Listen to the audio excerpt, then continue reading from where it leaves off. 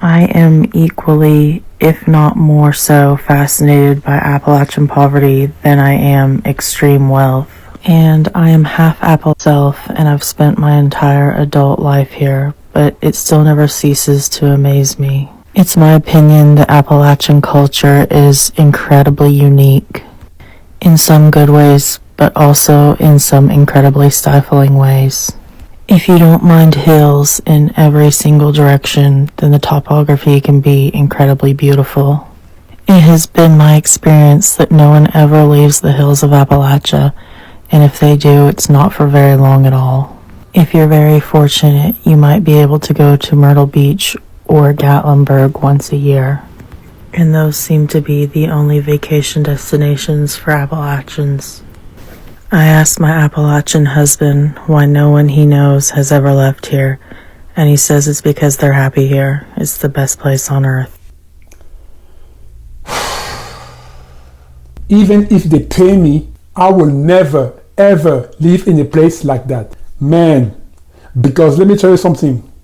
It is so depressing, man. It is so depressing. If Trump had a rally today in West Virginia and said that he will cut welfare, MAGA will cheer so loud in excitement that the oxygen tank will explode. But I tell you what, after the rally will be over, they will go home, open their fridge just to find out that there is nothing to eat. Then they will cry themselves to sleep thinking about the SNAP benefits being cut, because that's how dumb they are. Their lungs and their teeth are so black because they used their food stamps to buy cigarettes and tobacco to dip. Guys, politicians have figured out a long time ago that most people are stupid. They always use the same playbook because it works every single time. And they know it. First, they tell people what they want to hear, then they promise everything but deliver next to nothing. But while doing that, they put all the blame on immigrants and non-whites. And that I'm from southeastern Kentucky, the Appalachian Mountains. Basically poor country folks, simple people. And I was just sitting here thinking about how much that, like, Appalachia, eastern Kentucky, West Virginia, parts of Virginia, parts of Tennessee, all through that area, how much that we have in common with like the poor black communities in the cities.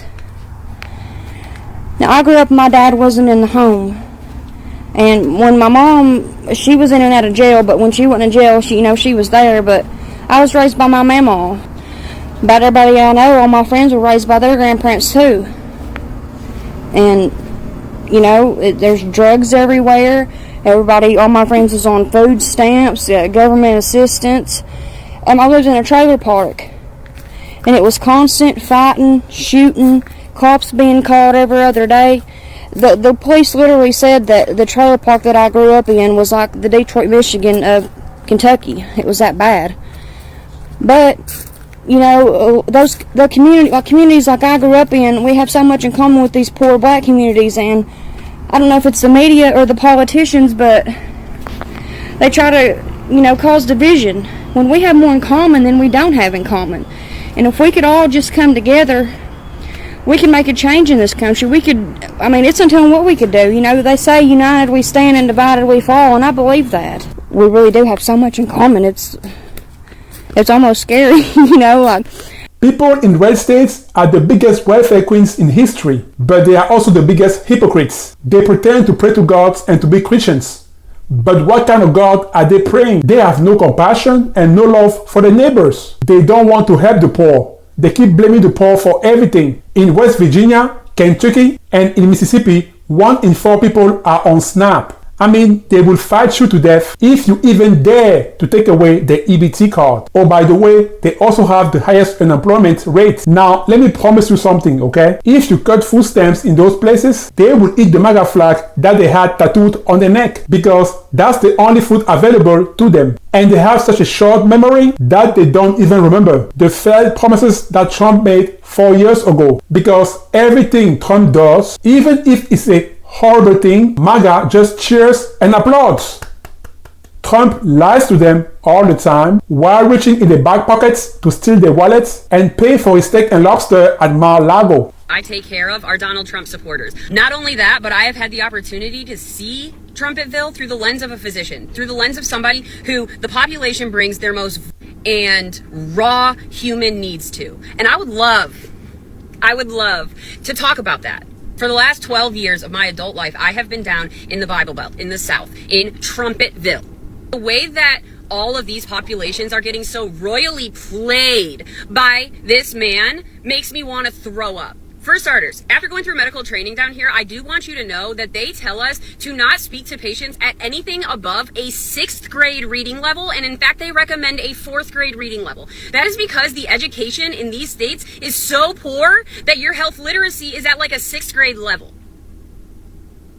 So you know who has a lot of success with people who don't have a lot of education or a high literacy? People who love to manipulate other people.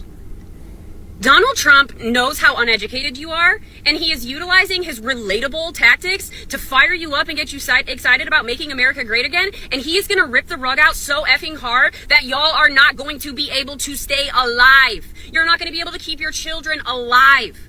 I know how many families in Arkansas and Oklahoma rely on WIC, rely on food stamps, rely on health departments, on education systems, on access to free things in the community because the income is not great enough for you to sustain your life.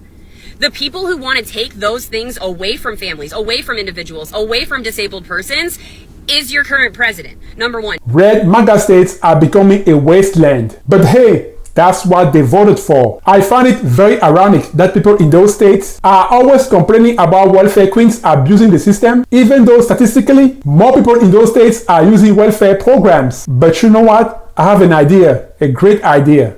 I think we should pass a law where each state is completely responsible for their own food stamps, their own Section 8, and their own Medicaid. But you know what's going to happen, right? People in red states will suffer the most, simply because there are more people on welfare in red states and on public benefits than in all other states. Red states benefit from welfare the most, but at the same time, they pay the least into it. I think Mississippi, Alabama, Louisiana, Kentucky, West Virginia, Texas, and Tennessee should have their own welfare programs. We should abolish all interstate welfare. Why? Because those states don't want to pay for anybody else's welfare. Number two, the health in this part of the country is so bad. I think Arkansas is like 48th, Oklahoma, Mississippi, Louisiana. All these states are 48, 49, 50, 47, 48, 49, 50 in healthcare and in health status. So then we take that in conjunction with the fact that we also have the lowest educated populations, in conjunction with the fact that we also have the lowest incomes in the country, and tell me how you expect to be able to survive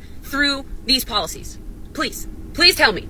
What I really want to know is just how y'all lay your head down at night knowing you are the world's biggest hypocrite.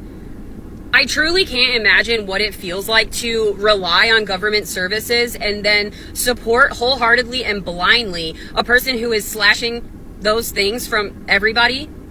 I don't know how y'all lay your head down at night and say that reacting to unlawful activity brought out by Proud Boys and ICE agents is an insurrection.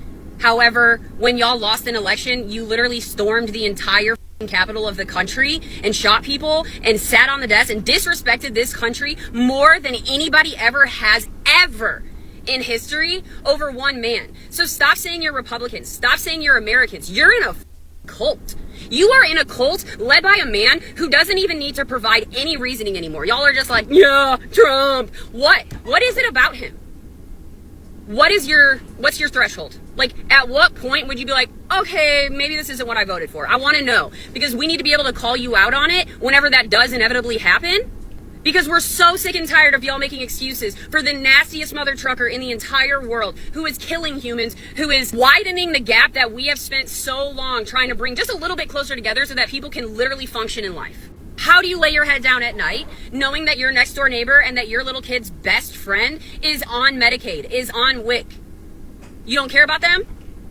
It is absolutely embarrassing to think that somebody utilized not only their power and their greed, but also just their ability to relate with people so that they can easily manipulate other people. He's a mastermind at that. And y'all are too uneducated and too sick and tired of, I'm paying taxes to the Democrats. You're paying taxes so that your neighbor can have the shit that they need. I know what the heart failure looks like. In Arkansas, for example, we are the state of most patients with 4 or more chronic diagnoses. That means they have heart failure, renal failure, they're on dialysis, they're this and that and this and that. That's going away.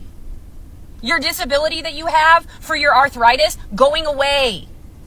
All that durable medical equipment, the wheelchairs, the shower chairs, all those things going away. Home health going away. going away.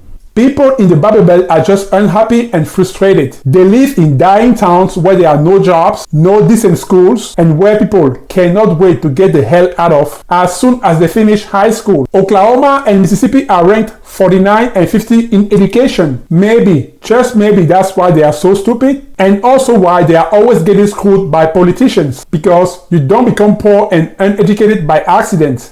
It's by design. They rather take that money and give it to the rich than help starving people. And then some sick politician will come to them and say something they agree with just to get their votes. Even though hundreds of politicians have said the same lie in the past but delivered nothing, these MAGA people will vote for him in a heartbeat. And that's why they deserve every bad thing that happens to them. So don't feel sorry for them.